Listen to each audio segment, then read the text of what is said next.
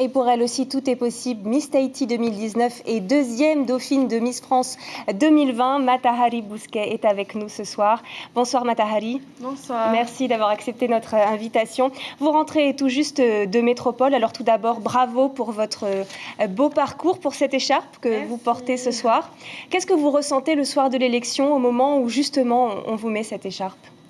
C'est juste un grand moment de joie, un grand moment de bonheur et de fierté aussi d'avoir pu emmener les couleurs de Tahiti, du Fénois, jusqu'au podium, jusqu'au top 3. Les Miss Tahiti traditionnellement vont loin dans ce concours. Vous attendiez tout de même un aussi beau résultat? Alors c'est vrai qu'il est difficile de juger un peu des résultats finaux, pardon. Mais je m'attendais à être dans le top 15.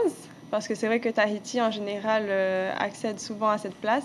Mais c'est vrai que le top 5 m'a un peu surprise et j'étais super fière et contente de pouvoir aller jusqu'au bout. Et nous, on n'était pas surpris, on était très fiers aussi. C'était parfois difficile, l'ambiance en coulisses. Sylvie Tellier elle-même a parlé de mauvaise camaraderie. Vous en avez souffert parfois? Non, alors c'est vrai que moi, je me suis toujours bien entendue avec toutes les filles.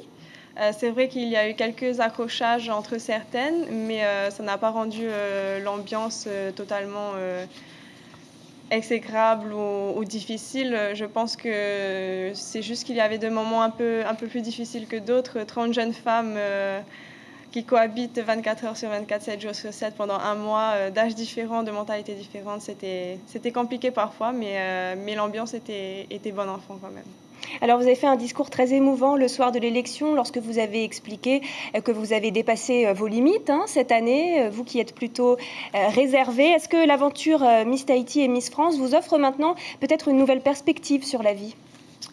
Oui, c'est vrai que j'étais un peu plus timide avant de participer à cette aventure de Miss.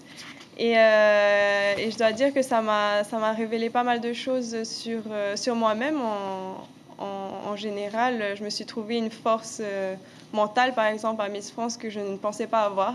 Et du coup, ça me donne du courage et du positif pour la suite. Alors justement, quelle est la suite pour vous maintenant, Matahari? Alors pour l'instant, je compte donc reprendre mon rôle de Miss Tahiti jusqu'à la prochaine élection en juin. Et ensuite reprendre mes études à la rentrée de septembre. Dans quel domaine? Alors j'ai fait une licence d'anglais, donc j'aimerais continuer un master en anglais pour me diriger vers le professorat.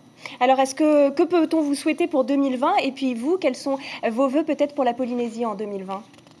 Alors que peut-on me souhaiter pour 2020? Je pense de continuer dans ma lancée et du bonheur. D'ailleurs, je souhaite à tous les Polynésiens beaucoup de bonheur, de santé et d'amour pour cette nouvelle année 2020. Prenez soin les uns des autres, aimez-vous, aimez vos proches et surtout croyez en vous, croyez en vos rêves et allez jusqu'au bout des choses que vous entreprenez. Merci beaucoup pour ce joli message et pour votre présence ce soir. Merci Matahari. Très bonne année à vous également. Très bonne année.